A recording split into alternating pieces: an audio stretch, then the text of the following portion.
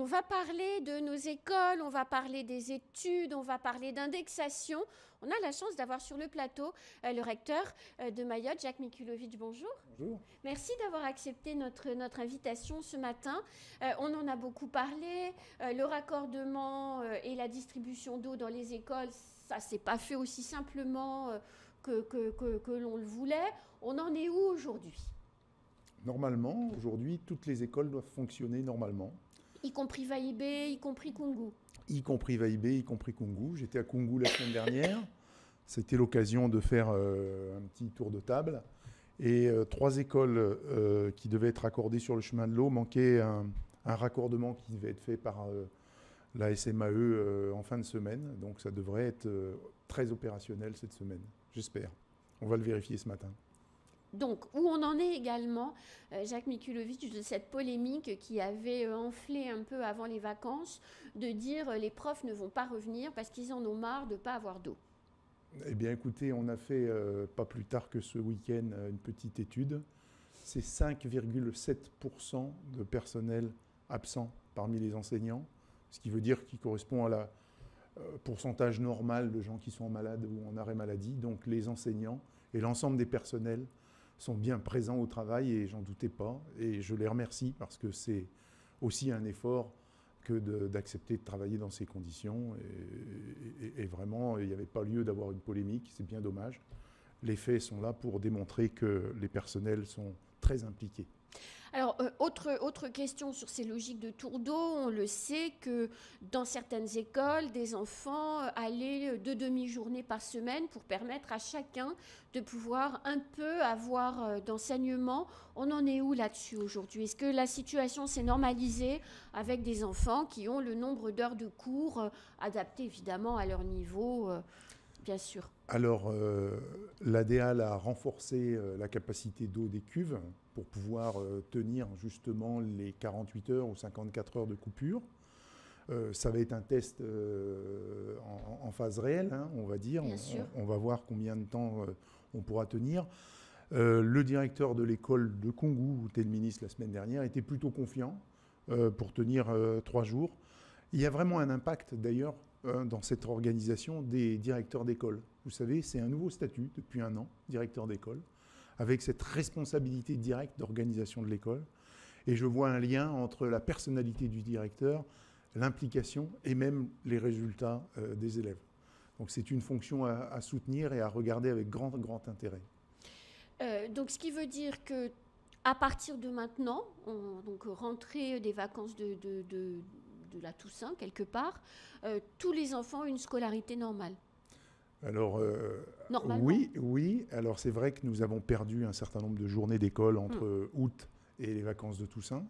Il faut qu'on s'organise pour essayer de rattraper ce temps-là. J'invite les parents à envoyer leurs élèves aux vacances apprenantes, puisque c'est quelque chose qu'on a maintenu. Maintenant, vous savez, sur ce territoire, on n'est pas à l'abri de mauvaises surprises. Hein. J'espère qu'on va pouvoir tenir et que le chemin de l'eau et l'approvisionnement en eau pourra toujours en être. En tout cas, les communes, comme les services de l'État, ont vraiment fait des efforts signifiants pour permettre cela. Alors, sur un tout autre sujet, pendant le séjour de Philippe Vigier, on le voit derrière vous, il est allé rencontrer des enfants dans les écoles pour pouvoir se rendre compte un peu de comment les choses se passaient. Il a réouvert le chantier de l'indexation, qui était un vieux serpent de mer, alors qui ne concerne pas que l'éducation nationale, qui concerne toute l'administration. Comment l'éducation nationale et vos équipes vont travailler avec le ministère et avec le ministre pour pouvoir instruire ce dossier ? Alors, plus globalement, c'est la problématique de l'attractivité, en fait, de la fonction de fonctionnaire à Mayotte. Une première chose, c'est qu'il faut qu'on renforce déjà la formation sur ce territoire concernant les enseignants. On s'aperçoit d'ailleurs dans les choix d'orientation de Parcoursup que si les jeunes de terminale ont le choix entre une offre de formation à Mayotte et une autre en métropole, beaucoup finalement retiennent Mayotte. Et je les comprends parce que ce n'est pas forcément simple. La deuxième chose, c'est vrai qu'on a en second degré, par exemple, 54,5% d'enseignants contractuels. Donc le second degré, on est d'accord, ça va de la 6e à la terminale. Exactement, de la 6e à la terminale. On est autour de 20% en premier degré, 54,5% en second degré. C'est beaucoup. C'est beaucoup. Et puis on est entre 20 et 30% chez les personnels de direction. Ce qui veut dire qu'il y a un vrai enjeu d'attractivité, parce qu'on a aussi beaucoup de monde, on recrute beaucoup, c'est 9300 agents au rectorat. Ici à Mayotte. Ici à Mayotte, oui. 9300 feuilles de paye, on va dire. Oui, non, mais c'est beaucoup, effectivement. Ça ne veut pas dire 9000 personnes à temps complet, mais enfin, ça fait quand même de vous probablement le premier employeur de Mayotte. C'est probable. En tout cas, le premier investisseur aussi. Et puis, le premier acteur qui s'occupe d'un tiers de la population, puisque nos élèves, c'est à peu près 117 000 élèves, ce coup-ci en chiffres consolidés pour cette rentrée. Donc oui, attractivité. On s'aperçoit qu'il y a une grosse disparité, par exemple, entre les établissements classés REP et REP+. Ce qui veut dire qu'un collège REP+, va avoir plus de titulaires qu'un lycée, par exemple, ou qu'un collège classé REP. Et sur les écoles primaires, on rencontre le même symptôme. Donc il y a une réflexion à avoir. L'intersyndicale souhaite une augmentation de l'indexation. C'est une responsabilité qui incombe à l'interministériel, puisque ça implique plusieurs fonctions publiques, ce qui n'empêche pas de réfléchir, nous, avec notre ministère, à d'autres éléments qui pourraient rendre les choses plus attractives. Je parlais du classement, mais il n'y a pas que ça. Du classement le classement en REP ou en REP+, qui a une incidence importante, mais aussi l'accompagnement des carrières, des bonus, le passage à leur classe, des promotions, des mobilités facilitées. Il y a un certain nombre d'outils qui peuvent être mobilisés et on va essayer de défendre cette cause.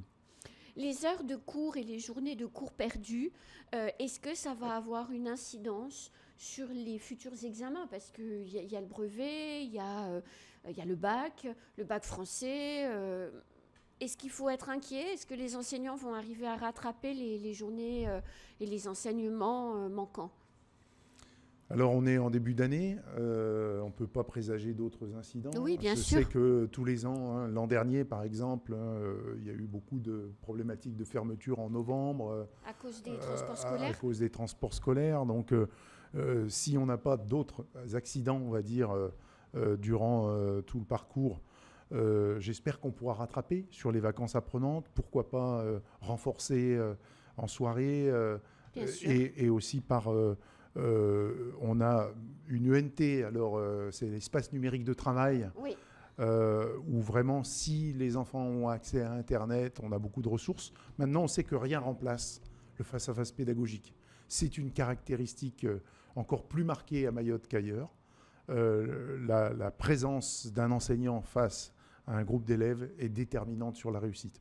Et aujourd'hui, oui, puisqu'il y a un impact de l'absence de cours, dans la mesure où septembre est traditionnellement la période des évaluations, et certains n'ont pas été évalués. On se rend compte aussi de grandes difficultés que rencontrent nos élèves qui vont nécessiter des orientations un peu plus fortes. Ouais.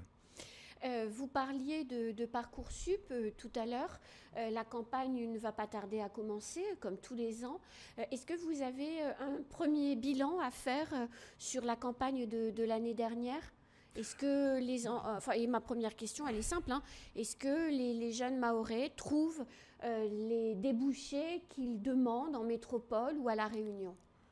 Pas tous. Parce qu'il faut travailler aussi sur la crédibilité du projet et ça nécessite parfois un certain niveau. Alors on va faire le bilan ce matin, donc je ne peux pas encore révéler toutes les données. Ce qu'on constate néanmoins, c'est qu'on a des places dans les filières d'excellence à Mayotte qui ne sont pas toutes occupées. Les classes prépa, par exemple, qu'on a mis en place. Ça, c'est important. Par contre, aussi, et ça, c'est un enjeu pour la future université de Mayotte, d'élargir son offre de formation. On s'aperçoit que des jeunes qui sont pris et en métropole ou à La Réunion et à Mayotte choisissent Mayotte. Pas forcément d'ailleurs par le fait qu'il n'y a pas de possibilité de mobilité, mais par intérêt pour ce territoire. Mais est-ce qu'on en est sûr de ça? Est-ce que ce n'est pas parce qu'ils ont des visas territorialisés qu'ils ne partent pas? C'est-à-dire ils Alors, candidatent, ils se rendent compte qu'ils n'arrivent pas à avoir leur visa, ou en tout cas l'évolution de leur titre de séjour qui leur permet de partir, et donc du coup ils n'ont pas le choix que de rester. Alors les jeunes qui sont inscrits déjà dans l'enseignement supérieur ont tous des papiers. Ensuite, ceux qui sont pris à Parcoursup avec une garantie d'hébergement, vraiment on a des facilités pour pouvoir permettre cette mobilité en termes d'offres de formation. Maintenant, beaucoup le soulèvent.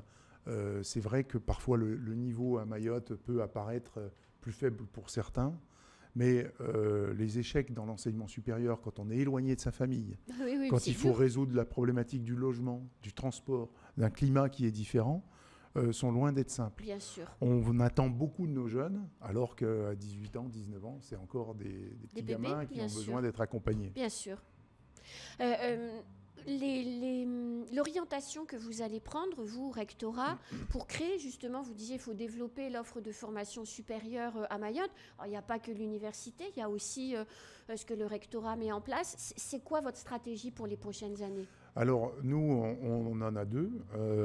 La première, c'est d'essayer de renforcer l'offre de formation professionnelle qui est insuffisante à Mayotte par rapport au choix des élèves, notamment en fin de troisième. D'accord. Et on espère que le lycée des métiers Donc ça, du c'est bâtiment, des par CAP, exemple, des BEP, c'est ça? c'est BEP, Bac Pro Oui. surtout essentiellement, qui peut permettre après de déboucher sur des filières d'enseignement supérieur professionnel, Oui. parce que on a besoin sur ce territoire de compétences techniques. Je dirais globalement, toute la métropole française aussi a besoin de compétences techniques, d'électriciens, de personnes qui gèrent les climatisations. Les maçons, les peintres. Aussi, tous les métiers du bâtiment sont très déterminants. Donc, il faut insister là-dessus. Ça, c'est la première chose. Et puis, la deuxième chose, c'est accompagner le CUFR dans son développement, je dirais en cohérence, dans l'augmentation en capacité de niveau de formation post-BTS, des licences pro. J'espère demain un IUT à l'Université de Mayotte. Pour pouvoir créer des niveaux de Bac+2 complémentaires. Donc Bac+3 Ouais. et possiblement Bac+5 derrière. Ouais. Ça me semble important de former des techniciens supérieurs hautement qualifiés sur ce territoire. Le service à la personne, c'est aussi des débouchés à Mayotte, mais c'est aussi des débouchés en métropole. Est-ce que c'est un axe sur lequel vous allez peut-être aussi proposer des formations? Alors, on commence à proposer des formations. C'est quelque chose qui est compliqué dans la mesure où les terrains de stage ne sont pas suffisants sur Mayotte. Ce qui veut dire qu'il faut accompagner ces formations de mobilité, donc stage ou à La Réunion ou stage en métropole.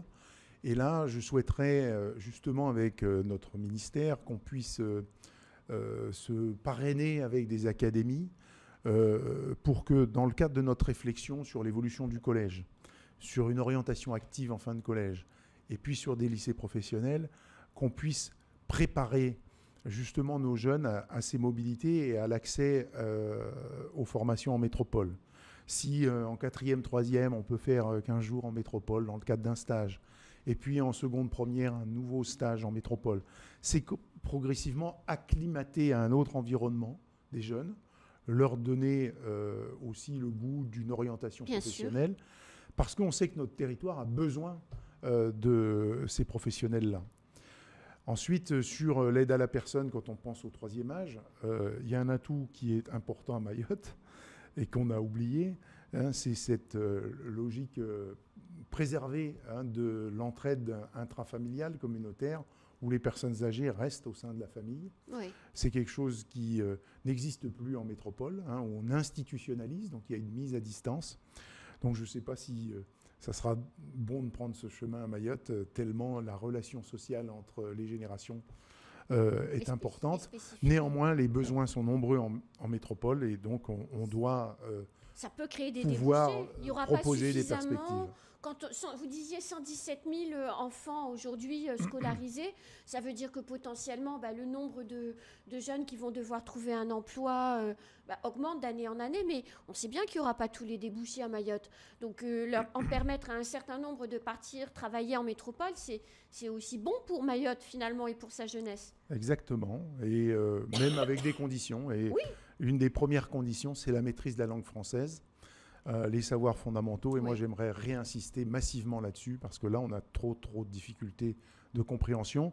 Et on sait que pouvoir acquérir du vocabulaire, c'est aussi avoir des éléments de nuance dans le langage et aussi dans la manière de penser. Pouvoir donner une définition à un mot, c'est pouvoir penser le mot et donc structurer aussi sa manière de penser. Et on a des faiblesses là-dessus, même au lycée, et il faut absolument qu'on renforce ce travail-là. Et là, je demande le soutien des familles aussi pour inciter leurs enfants, même si eux ne parlent pas français, à parler français plus souvent pour acquérir du vocabulaire et des éléments de nuance. À la maison, mais aussi dans la cour de récréation, ça me semble important que les jeunes s'entraînent en fait à parler français. Voilà. Merci beaucoup Jacques Mikulovic et à bientôt. Merci. Pour continuer à nous expliquer et à guider les parents dans la scolarité des enfants parce que ça aussi c'est important. Merci. C'est la fin de ce temps de parole. Tout de suite, la suite de nos programmes.